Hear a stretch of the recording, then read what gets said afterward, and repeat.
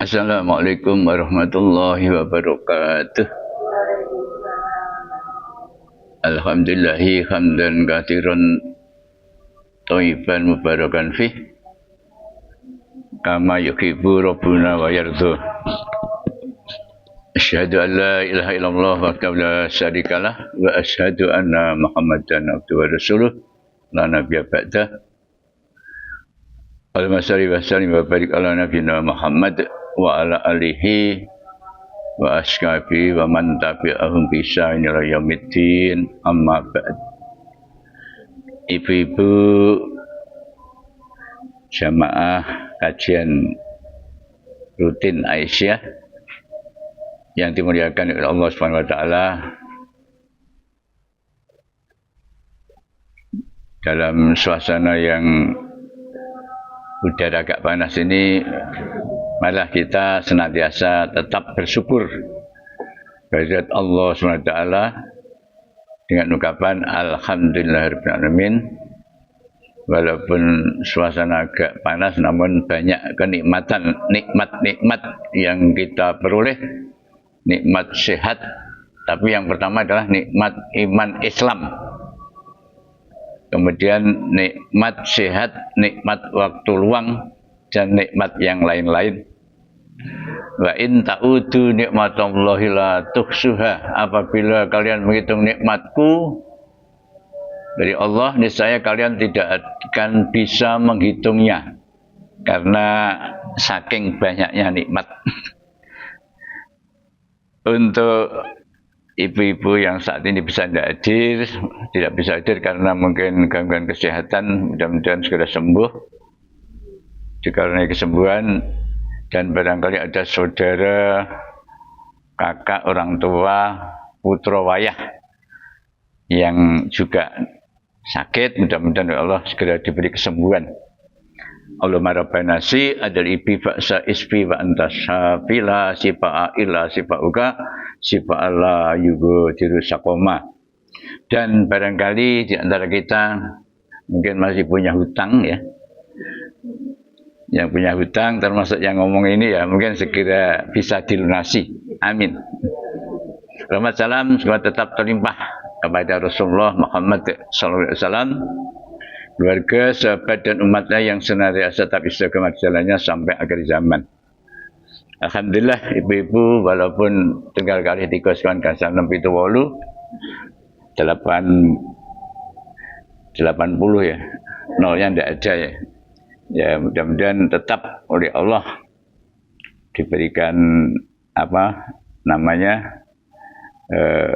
pertolongan. Ibu-ibu yang kami hormati, hari ini Jumat Wage tanggal 1 Dzulqa'dah 1447 Hijriah. Jadi kita sudah masuki bulan baru ya, yaitu bulan Dzulqa'dah. Sewu niki biar ndak ngantuk, biar ndak males, ndak rasa-rasen tasik kesupen. Tasik maksud kula tasik kemutan kok kesupen kualik. Bulan Dzulqa'dah niku sesungguhipun bulan ingkang dipun mulyakaken nggih. Dipun mulyakaken dadi wonten Al-Qur'an surat At-Taubah. Niku salah setunggalipun bulan yang dimuliakan oleh Allah karena masuk bulan, yaitu salah satu Asyharul Hurum, bulan haram.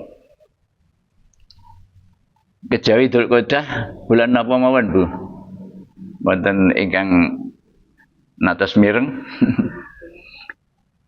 Bulan-bulan yang diharamkan itu ada 4 bulan haram ya, yaitu bulan yang dimuliakan, diantaranya Dzulqa'dah. Yang kedua yaitu Dzulhijjah ya. Dzulqa'dah, Dzulhijjah, lajeng Muharram, terus mencolot Rajab. Kalau bali malih Dzulqa'dah niku selo, Dzulhijjah niku besar, lajeng Muharram niku sura, lajeng Rajab recep. Dados wonten 4 bulan ingkang dipun mulyakaken kala wau, kula jenengan diawisi nggih menika nindakaken dalam arti nek cara ning zaman rumiyin, zaman Kanjeng Nabi ya karena dimuliakan tidak boleh berperang. Terus Mufassir Abdullah bin Abbas radhiyallahu anhu beliau pernah mengatakan pahala wonten bulan Dzulqa'dah maksudipun beramal soleh niku pahalanipun dipun lipat gandakaken ning sak kosok wangsulipun. Sebaliknya jika kita pada bulan yang dimuliakan tadi berbuat maksiat, dosane nggih tikel-matikel. Artinya dilipat gandakan. Pramila ibu-ibu rahimakumullah, kula jenengan wonten bulan Dzulqa'dah menika berusaha kula nggih ngajak pribadi kula sumrambah dengan sedaya nindakaken amal-amal kabecikan, salah sekalipun nggih menika menghadiri majelis ilmu kados ngaten nika. Insyaallah jenengan ngrawuh nika termasuk ahli surga. Nika SD jadi ahli surga. Jadi amalan kita itu amalan soleh walaupun hanya sebesar jahrah, sebesar debu, dicatat juga sebagai artinya nanti dibalas oleh Allah Subhanahu wa taala. Nika poin pertama Bu nggih, dados bulan Dzulqa'dah adalah sekali lagi salah satu bulan yang dimuliakan, tidak boleh berbuat maksiat. Jadi kita manfaatkan untuk amal soleh yang sebanyak-banyaknya. Niku bulan Dzulqa'dah. Poin kedua, niku hebatipun apa jenenge? Nggih menika istighfar.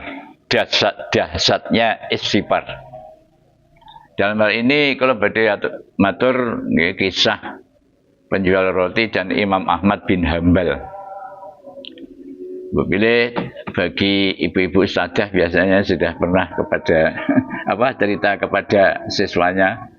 Tapi ya untuk refresh niku bisa kula aturaken sebab ini ada hubungannya dengan istighfar yang maha dahsyat.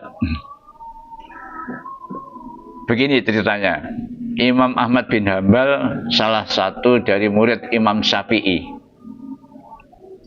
Beliau juga dikenal sebagai Imam Hambali. Jadi Imam Ahmad bin Hambal ini juga disebut Imam Hanbali. Di masa akhir hidupnya beliau pernah bercerita. Cerita tersebut terekam dalam yaitu suatu kitab Manaqib namanya. Imam Ahmad bin Hambal ketika beliau menuju Basrah, beliau mengadakan safar ke Basrah. Di sana beliau mengalami sebuah peristiwa yang unik dan menunjukkan kuasa Allah Azza wa Jalla atas doa hamba-hambanya. Pramila di depan tadi kalau aturaken boleh dahsyatnya doa.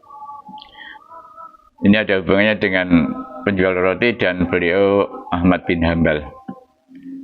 Beliau bercerita, suatu hari ketika usia yang sudah menginjak tua, ya mungkin menginjak tua itu ya pas kali 50 lah kira-kira. Saya tidak tahu mengapa saya ingin sekali menuju ke salah satu kota di Irak. Padahal tidak ada janji dengan orang lain atau hajat sama sekali. Dia tidak ada hajat sama sekali, tapi beliaunya Imam Ahmad bin Hambal tadi ingin safar keluar kota. Jadi ke Basrah. Akhirnya Imam Ahmad bin Hambal berangkat sendiri menuju kota Basrah. Beliau cerita saat tiba di sana waktu sudah Isya. Beliau ikut sholat berjamaah di masjid. Beliau mengatakan hatinya merasa senang. Ya, wilujeng rawuh Bu binara. Tidak lama berselang kemudian tiba-tiba beliau ingin istirahat. Setelah jamaah bubar, Imam Ahmad ingin tidur di masjid. Jadi beliau tiba di masjid di kota Basrah, jamaah salat Isya. terus merasa agak lelah, istirahat ya. Beliau ingin tidur di masjid, tiba-tiba ada seorang marbot datang menemui Imam Ahmad sambil bertanya, "Kenapa Syekh? Anda mau apa di sini?" Marbot masjid itu tidak mengetahui kalau beliau itu adalah Imam Ahmad, ulama besar ya. Imam Ahmad pun tidak memperkenalkan siapa dirinya. Beliau itu walaupun imam besar, ketika oleh marbot ditanya ada apa, tapi dia tidak mengatakan siapa dirinya. Cara bahasa Jawa ini tidak ngawai itu ya. Di Irak semua orang kenal siapa Imam Ahmad, seorang ulama besar dan ahli hadis. Beliau hafal 1.000.000 hadis, sangat soleh dan zuhud. Ketika itu belum ada teknologi kamera, apalagi seperti kita saat ini. Jadi belum ada HP, belum ada TV, media sosial seperti saat ini belum ada. Sehingga orang tidak tahu wajahnya piye, rupanya piye Imam Ahmad bin Hanbal. Hanya saja namanya sudah terkenal. Jadi walaupun belum ada kamera, belum ada HP, belum ada radio bahkan, tapi kalau sudah dari mulut ke mulut kan bisa saja terkenal ya. Imam Ahmad berkata, "Saya ingin beristirahat, saya musafir." Marbot pun merespon, tidak boleh tidur di masjid. Jadi jawabannya Marbot begitu, tidak boleh. Imam Ahmad melanjutkan cerita, "Saya didorong-dorong oleh orang itu, disuruh keluar dari masjid, didorong-dorong. Setelah sampai pelataran, oleh Marbot tadi dikunci pintu masjid. Kemudian beliau Imam Ahmad tidur di teras. Kalau di sini kira-kira ya tidur di sini ya. Ini sudah dikancing oleh Pak Panani. Ketika sudah berbaring di teras masjid, si Marbot pun datang lagi, marah-marah kepada Imam Ahmad. "Mau apa lagi, Syekh?" Tanya Marbot. "Saya mau tidur, saya musafir." Begitu jawabannya Imam Ahmad. Lalu Marbot berkata, "Di dalam masjid tidak boleh, di teras masjid juga tidak boleh." Imam Ahmad pun diusir, saya didorong-dorong sampai ke jalan. Ya mungkin kalau di sini didorong-dorong terus sampai depannya Pak Ladi gitu ya. Di samping masjid ada penjual roti dan rumah kecil untuk membuat sekaligus menjual roti. Penjual roti itu sedang mengolah adonan. Jadi adonan roti ya mungkin dengan blender atau dengan alat apa ya. Sambil melihat kejadian Imam Ahmad didorong-dorong oleh Marbot tadi, Imam Ahmad sampai jalanan, penjual roti memanggil dari jauh, "Mari Syekh, Anda boleh menginap di tempat saya." Ya mungkin kalau di sini Pak Ladi. "Saya punya tempat meskipun kecil." "Baik," kata Imam Ahmad. Imam Ahmad pun masuk ke rumahnya, duduk di belakang penjual roti yang sedang membuat roti dengan tidak memperkenalkan siapa dirinya. Beliau hanya mengaku sebagai musafir. Jadi ibu-ibu rahimakallah, Imam Ahmad walaupun sudah dipersilakan duduk, tapi tidak memperkenalkan diri siapa sesungguhnya beliau. Penjual roti itu memiliki perilaku yang bisa dibilang unik. Jika Imam Ahmad mengajaknya berbicara, maka ia akan menjawab. Pokoknya kalau ditanya, jawab. Dijak jagongan, jawab. Tapi kalau tidak, ia terus membuat adonan roti sambil menopo. Ibu-ibu yang berarti sampun atas miring, maos. Membuat roti itu sambil ngaduk-ngaduk, sambil mengucapkan apa? Nggih menika melafalkan istighfar. Jadi ngaduk roti sambil istighfar, astagfirullah, astagfirullah, mecah ndok, astagfirullah, astagfirullah, astagfirullah. Terus ambil garam ning sendok kecil, astagfirullah. Terus mencampur gandum kalau sekarang dulu gandum, kalau ini ya apa namanya, tepung terigu ya, tepung terigu. Istighfar lagi, astagfirullah, astagfirullah. Pokoknya selalu mengucap istighfar. Imam Ahmad merhatikan terus. Lalu beliau bertanya, sudah berapa lama engkau melakukan ini?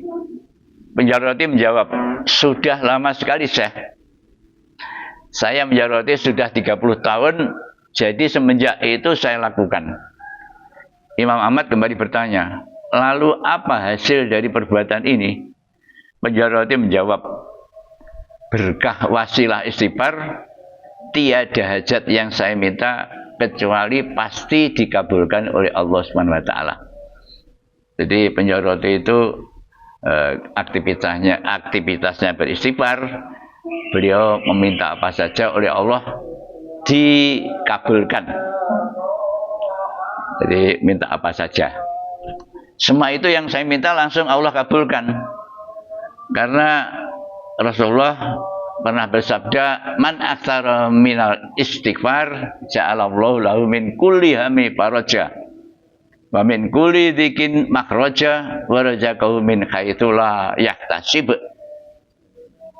Sing sapa wonge ngekeh-ngekeh istighfar, niscaya Allah maringi jalan keluar bagi setiap kesedihannya. Barang siapa berbanyak istighfar, niscaya Allah memberikan jalan keluar dari setiap kesedihannya, kelapangan untuk setiap kesempitannya, dan rezeki dari arah yang tidak disangka-sangka. Wala taksib, jadi dari arah yang tidak disangka. Hadis riwayat Ahmad, Ibnu Abbas, syaratnya sokeh, dinilai sokeh oleh hakim. Ibu bapak, ibu rahimakumullah, menurut hadis ini Rasulullah mengatakan, barang siapa istighfar, Allah berikan jalan keluar. Sing maunya susah, mari ora susah. Terus dari sempit malih lapang dada, rezeki seret malih lancar. Insya Allah nih, niki hadis sokeh. Itu sanes karangan kula. Ibu-ibu rahimakumullah. Lalu si penjaroti melanjutkan, semua dikabulkan oleh Allah kecuali satu, Syekh. Masih ada satu hajat yang saya belum Allah kabulkan. Imam Ahmad penasaran. Kemudian beliau bertanya, apa itu? Penjaroti itu menjawab, kira-kira apa, Bu? Atas mireng. Jadi semua hajat itu dikabulkan kecuali satu, ya. Beliau penjaroti mengatakan, saya minta kepada Allah supaya dipertemukan dengan Imam Ahmad bin Hambal. Seketika kita namanya disebut, Imam Ahmad bertakbir Allahu Akbar. Allah telah mendatangkan saya jauh-jauh dari Baghdad pergi ke Basrah, bahkan sampai didorong-dorong oleh marbot masjid sampai di jalanan karena istighfarmu. Penjaroti pun terperanjat memuji Allah. Dengan penuh rasa syukur, ternyata yang di depannya adalah Imam Ahmad bin Hambal. Jadi ibu rahimakumullah, kula bari malih dados penjaroti wau ketika mengadakan aktivitas, melaksanakan aktivitas selalu istighfar, semua permohonannya senantiasa dikabulkan oleh Allah kecuali satu, yaitu ingin ketemu dengan Imam Ahmad bin Hambal. Namun apa? Ternyata takdir Allah tadi, ya. Jadi Imam Ahmad bin Hambal jauh-jauh dari Baghdad ke Basrah, kena setrum istighfarnya penjaroti. Akhirnya penjaroti itu ya, cara saiki itu ya terkejut, berebes, ngerowangkul. Ibu-ibu rahimakumullah, kisah Imam Ahmad dan penjaroti mengajarkan keajaiban istighfar. Perlu kulaturaken hikmah, poin-poin hikmah dari kisah ini. Bahwa kan istilahipun kisah hikmah. Keutamaan istighfar, istiqomah mengucapkan istighfar, astagfirullah, dapat membukakan pintu rezeki dan berikan jalan keluar dari kesulitan.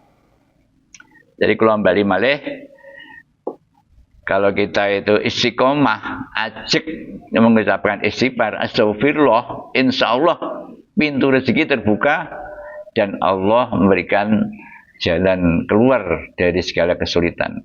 Nah, sering ibu ya, kalau niki nek sepedaan kali ibu malah lari istighfar, jagongan cerita. Ini. Tapi nek kula piyambak, alhamdulillah.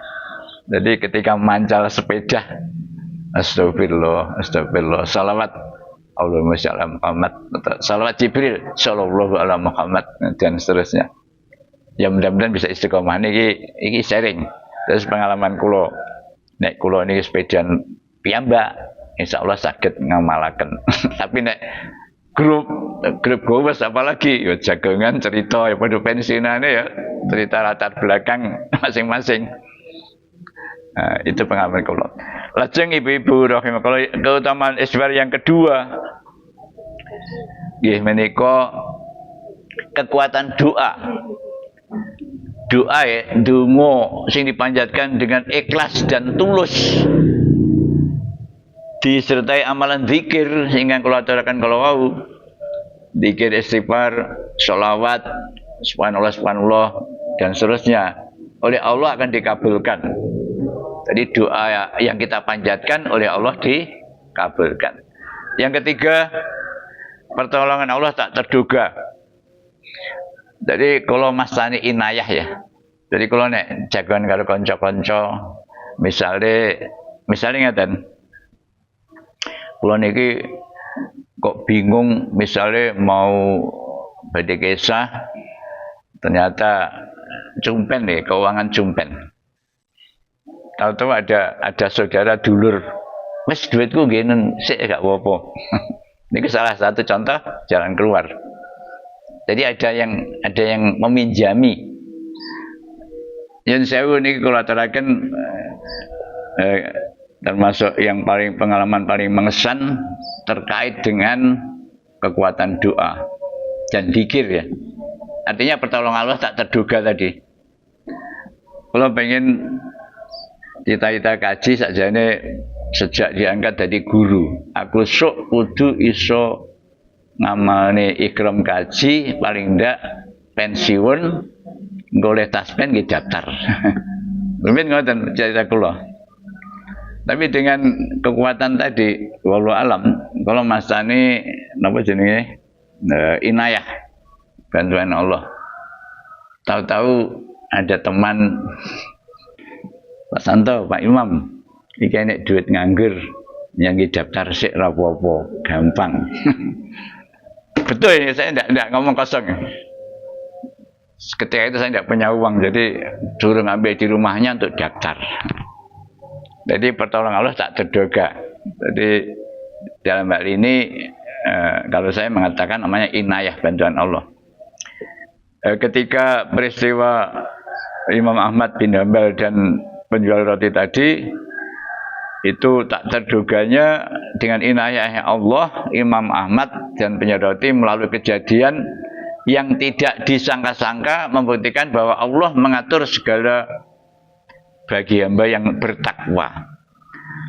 Jadi bagi kita yang bertakwa pada Allah Subhanahu wa taala, insyaallah hal-hal yang tidak disangka-sangka itu bisa terjadi karena atas izin Allah. Ingkang terakhir, nika ingkang perlu kita amalaken nggih. Kula jenengan yang saged ngamalaken sesuatu yang kita yakin itu memang itu petunjuk, yang itu tuntunan, diusahakan istiqomah. Istiqomah itu konsisten, ajak, jangan sampai lali. Penjual roti tersebut beristighfar selama 30 tahun saat beraktivitas membuat roti. Jadi kan penjual roti tadi kan konsisten ya, ajak. 30 tahun itu ketika membuat roti mesti beristighfar. Sing kula aturaken wonten ngajeng mecah ndok istighfar. Ambil napa jenenge terigu istighfar dan seterusnya. Kisah ini menegaskan pentingnya berbanyak istighfar sebagai sarana mendekatkan diri kepada Allah dan mempermudah urusan hidup. Ibu bapak rahimakumullah, Ibu rahimullah mesti keliru ada bapaknya soalnya biasanya ngaji ning Tawing kalau Ar-Rahmah. Ini biasanya kalau absen rata-rata ini Ar-Rahmah gitu wonten saat ini jam ini kok ada 20 kemarin minggu yang lalu 16 ya Butun ya sekitar 16. Jadi Tawing itu ya ada 25 sampai 30 biasanya kalau absen. Ada ibu-ibu dasarnya istighfar niku ikhlasipun ternyata memang ada kisah-kisah hikmah walaupun ada hadis Rasulullah mengatakan sapa sing ngamalne ora saka aku mongko tertolak. Ikhlasipun wonten hadis niku. Tapi ini kan ibadah ghairu mahdoh, ibadah umum.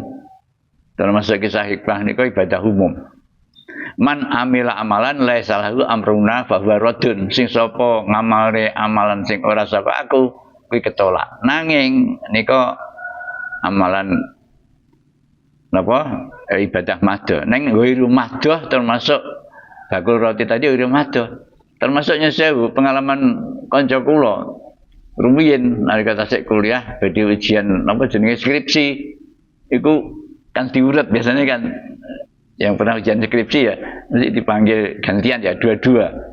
Jadi ketika antri itu selalu membaca apa? Sholawat gitu loh. Wah, muka-muka engkau diberi pertanyaan yang mudah.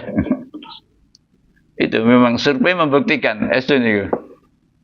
Jadi ketika kita itu mengamalkan amalan-amalan ibadah ghairu mahdoh tadi, insya Allah diberi jalan keluar oleh Allah. Bila yang terakhir, niko dibagi, niko ada doa, niko amalan, nama jenenge istighfar. Yang kedua, niko terkait kalian barangkali yang belum mengerti, ini betul. Sampai barangkali itu yang bisa saya sampaikan, mungkin tapi perlu saya jelaskan. Napa niku yang perlu dilaksanakan, perlu diamalkan. Barangkali itu ini yang saya rekam hanya sekian.